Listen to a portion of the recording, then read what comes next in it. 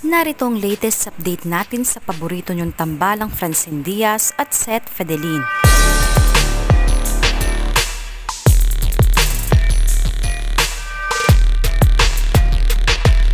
Humakot ng parangal sa Anak TV Awards ang mga kapamilya stars at kabilang rito ang tambalang Francine Diaz at Seth Fidelin na tumanggap ng parangal kagabi na ginanap sa Quezon City.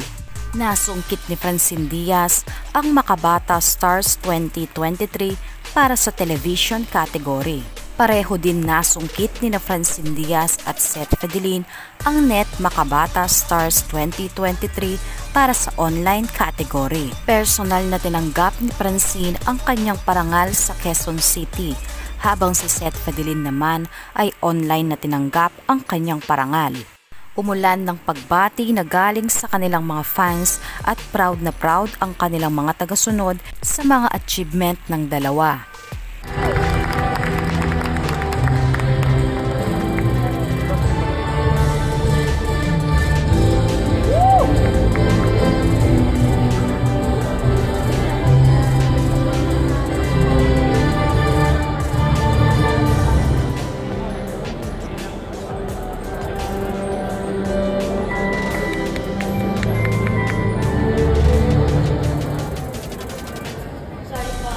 Good morning po everyone. First of all, I would like to thank, of course, Anak TV para po sa award na to as this year's Net Makabata Star and another Makabata Star for this year.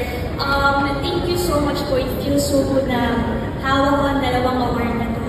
And of course, I would like to give thanks din po to my ABS-CBN and Star Magic family for always guiding me. And of course, to my supporters, thank you for your never-ending love and support.